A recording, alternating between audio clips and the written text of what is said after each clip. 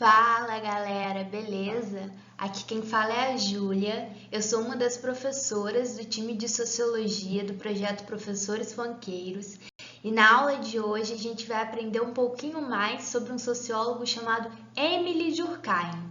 Mas antes da nossa aula começar, queria estar falando para vocês seguirem a gente lá no Instagram. Já tá deixando a sua curtida aqui nesse vídeo que vai ser brabo. Também tá se inscrevendo no nosso canal, ativando esse sininho aí para você não estar perdendo nenhuma das nossas aulas, ok? Então vamos lá. Quem foi Émile Durkheim? O Durkheim é conhecido como um dos principais sociólogos das ciências sociais. Junto com Karl Marx e o Max Weber, ele vai ser um dos clássicos das ciências sociais, que vai formar a tríade de ouro das ciências sociais, ou então, como muitos conhecem, os três porquinhos das ciências sociais. Mas o que será que o Durkheim fez para ele ser considerado um dos principais autores das ciências sociais? O que acontece é que lá no início da sociologia, lá no século XIX, o Durkheim foi uma das principais pessoas, um dos principais sociólogos que lutou para que a sociologia fosse vista dentro das academias, das universidades e pela sociedade enquanto uma ciência. Ele queria que a sociologia estivesse no mesmo patamar de ciência da biologia e da matemática, por exemplo. Por conta disso, ele até mesmo ganha o apelido, título no caso, de pai da sociologia, junto com Augusto Comte, que tinha mais ou menos a mesma linha de pensamento dele ali. Porque ele foi uma dessas pessoas que fez muitas coisas para a sociologia ser vista enquanto uma ciência. E aí agora a gente vai falar de um dos principais conceitos que o Durkheim trouxe para a gente. E esse conceito é o fato social. O que é um fato social? O fato social é uma manifestação que arrasta o indivíduo mesmo contra sua vontade. Mas como assim? Ficou confuso? Vamos jogar nas características para ficar mais fácil. Primeiro a gente tem que pensar no que seria um fato social. Vamos pensar então no casamento. Vamos lá, a gente tem o casamento. A primeira característica do fato social é que ele é coletivo, ele é geral, ou seja, ele atinge toda uma sociedade. Um casamento é algo que atinge toda uma sociedade, é algo que está aí, correto? Então ele passou nessa nossa primeira característica. Vamos para a segunda. Ele é exterior ao indivíduo, ou seja, ele acontece independente da nossa vontade. Um casamento também acontece independente da nossa vontade. Você pode ou não querer casar, mas se você não quiser casar, se você não achar a ideia de casamento legal, os casamentos não vão parar de existir, não vão parar de acontecer. Então, ele é algo exterior ao indivíduo. Então, passamos na segunda característica. Agora, a terceira característica, ele é coercitivo, ou seja, ele possui um poder sobre o indivíduo para que ele siga esse padrão. Me diz, quando que a gente se questiona se a gente quer casar ou não? Chega algum momento da vida em que a gente traz esses questionamentos para a gente? Muito raramente isso acontece, porque como o casamento é algo que está aí, que atinge a sociedade, é algo coletivo, a gente nasce com essa ideia de que tem que casar, tem que formar uma família, a gente acha que tem que seguir esse padrão, que tem que estar indo de acordo com esse fato que está na sociedade. Então, o casamento é considerado algo coercitivo, porque ele tem um poder sobre a gente. Então, deu para entender o que é um fato social? Um fato social, novamente, é uma manifestação, como está aqui no plural, porque a gente pode falar de fatos sociais, porque são vários fatos sociais que estão postos na sociedade, são manifestações que arrastam os indivíduos mesmo contra suas vontades. É muito importante que a gente saiba mais sobre esse conceito de fato social e que fique muito certinho na nossa cabeça, porque esse é um conceito-chave para a gente estar usando na hora da redação. O fato social costuma ser um coringa para as redações, porque se você não pensa em mais nada, em nenhum conceito, em nenhum autor, você com certeza pode jogar o fato social, independente do tema com o qual você está trabalhando, que ele vai cair, que ele vai dar certo, porque é isso. Como é um dos principais objetos de estudo da sociologia, e são essas manifestações que nos arrastam, ela pode entrar em várias outras questões, em vários temas que podem vir a ser abordados numa redação. Outra coisa que o Durkheim vai falar é sobre o suicídio. Ele escreveu um livro em 1897 que fala sobre o suicídio. Inclusive, quando o Durkheim vai dar o exemplo de fato social, ele está discutindo o suicídio, só que eu achei melhor falar com o casamento, mas ele tem algumas especificidades, algumas coisas muito próprias sobre o suicídio que ele fala, que é muito importante a gente saber. Então, a primeira coisa que é muito importante a gente saber é entender o que é suicídio para o Durkheim. E aí a gente vai entender que para o Durkheim, o suicídio é todo caso de morte que seja resultado direto ou indireto de um ato positivo ou negativo que foi executado pela própria vítima e que ela saberia qual era o seu fim. Ficou confuso? Então, vamos mais adiante. Ele vai dar 3 tipos de suicídio. Vamos ver se vai ficar mais fácil para a gente entender. O primeiro tipo de suicídio que o Durkheim vai falar é o suicídio altruísta, que é quando o indivíduo pensa estar fazendo um bem maior para a sua comunidade. Um exemplo são os homens-bombas, que perdem as suas vidas por um bem maior, por uma causa deles, por uma causa religiosa.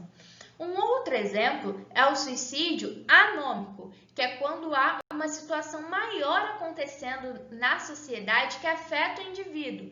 Exemplos disso são quando temos crises econômicas. Quando a gente vai estudar a crise de 29, se a gente for olhar a taxa de suicídio, ela cresceu muito, porque muitas pessoas perderam as suas coisas e tiveram as suas vidas totalmente arrasadas por questões financeiras e que acabaram cometendo suicídio. O momento que a gente pode pensar que o tipo de suicídio anômico está presente é essa realidade que a gente tem vivido agora, de estar no meio de uma pandemia. Isso afeta muitas pessoas, é uma situação maior que está acontecendo na sociedade como um todo. Então, isso acaba resultando também numa maior taxa de suicídio. Se a gente for procurar como que andam por aí, não só em questão de Brasil, mas no mundo como um todo, já que estamos vivendo uma pandemia, a gente vai ver que essas taxas estão muito elevadas neste momento. E aí, o outro tipo de suicídio que o Durkheim vai estar falando é o egoísta, que é quando o indivíduo se sente que não se encontra dentro de determinados padrões sociais. Ou seja, é quando tem uma tentativa de alcançar um determinado padrão de beleza, por exemplo. E aí a pessoa tenta e não consegue chegar a isso, porque no caso é um padrão que existe na sociedade e que não necessariamente a gente tem que estar seguindo. E aí essa pessoa acaba por tirar a sua vida. Ela sabe no que isso vai resultar, e tem diversas questões que a gente vai entrar na questão de estar falando de saúde mental e quais são as implicações disso, que não entra no caso dessa discussão de Durkheim, mas ele vai falar que isso é um tipo de suicídio egoísta. Então, fechamos os tipos de suicídio? Vamos então para o próximo conceito. O Durkheim tem um livro chamado Da Divisão do Trabalho Social. E essa é uma das obras mais importantes dele e que é onde ele vai falar sobre a questão do trabalho. Para o Durkheim, a divisão do trabalho são mais questões morais do que questões econômicas. Ele vai analisar a sociedade como a metáfora de um corpo humano. Como assim?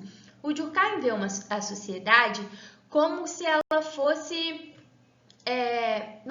como se ela fosse um corpo humano. Então, ela tem órgãos e para esse corpo funcionar, esses órgãos têm que estar funcionando bem. Esses órgãos precisam ter uma harmonia. E aí, a divisão do trabalho, divisão de tarefas mesmo, do que está se fazendo dentro de um trabalho, é responsável por estar mantendo a harmonia dentro desses sistemas de órgão. No caso, os fatores que unem a sociedade, que o Durkheim vai estar falando, é a solidariedade. Só que ele não vai estar falando de uma solidariedade que a gente conhece, que é uma solidariedade de ser solícito ao outro, de estar ali pelo outro, de estar ajudando o outro. A solidariedade que o Durkheim vai estar falando é tentar compreender como que a sociedade mantém laços de coesão porque vive em um grupo, vive em conjunto. E para isso ocorrer, para essa solidariedade estar ocorrendo, essa sociedade precisa de algo que a gere, vai precisar de uma coesão social. E aí ele vai falar sobre os tipos de solidariedade, que se tem 2 tipos de solidariedade. No caso, a gente tem a solidariedade mecânica, que está presente nas sociedades pré-capitalistas, como no feudalismo, e que a coesão social que essa sociedade tem, ela vai acontecer porque todas as pessoas que estão ali sabem exercer todas as tarefas. Logo, se acontecer algo com alguém, vai ter alguém para outro substituir. Como assim? Vamos pensar, uma grande roça. E aí, mora aqui onde você está, mora você e a sua família. E a quilômetros de distância mora a Dona Maria e o seu João. Se eles moram a quilômetros de distância, você e a sua família têm que saber fazer pelo menos o básico de tudo, plantar, colher, fazer essas coisas básicas para vocês estarem vivendo. Porque se vocês ficarem dependentes do seu João e da Dona Maria, que mora muito longe, vai que um dia vocês precisam de algo muito rápido e vocês não vão conseguir chegar a tempo a essa casa. Então, a coesão social que acontece na solidariedade mecânica, ela é vista por isso, pelo fato de que todos sabem exercer todas as tarefas. Então, se alguém ficar faltando em algum momento, aí na sua família mora você, seu pai, sua mãe, seu irmão. Vamos supor que você fica faltando, acontece alguma coisa com você, você está passando mal, isso pensando em sociedades pré-capitalistas, correto, galera? Você está aí passando mal, como que essas coisas vão resolver? Vão parar de plantar milho? Vamos supor que era a sua função? Não, porque todo mundo ali nessa sociedade sabe estar plantando milho. Agora, a gente tem um outro tipo de solidariedade, que é a solidariedade orgânica, que é presente nas sociedades capitalistas, que são as sociedades pós-revolução industrial. A coesão social vai acontecer nesses tipos de sociedade através da divisão do trabalho, que é o que o Durkheim vai falar, que é essa necessidade de um do outro, da gente estar precisando um do outro. Vamos pensar o esquema de fábricas. Numa fábrica, um coloca o botão, outro aperta o botão, outro coloca o produto que está sendo feito numa máquina, numa esteira, para ser levado para outro lugar, para outra pessoa estar mexendo e fazendo outra coisa com esse produto, no caso.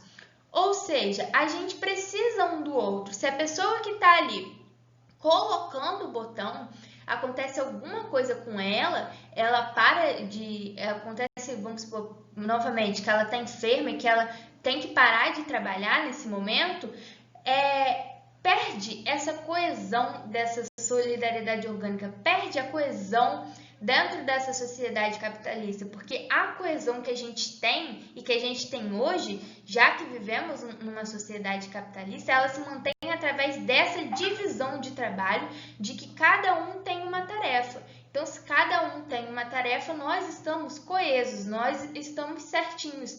De uma certa forma, precisamos um do outro para estar trabalhando. Ficou certinho isso? Então, gente, essa foi a nossa aula de hoje. Espero que deu para vocês entenderem, saber um pouquinho mais sobre esse sociólogo, o Émile Durkheim. Qualquer dúvida, qualquer questão, deixa aí nos comentários que a gente vai estar respondendo, vai estar tirando essas dúvidas, correto? Espero vocês na próxima aula de Sociologia. Um abração e bons estudos!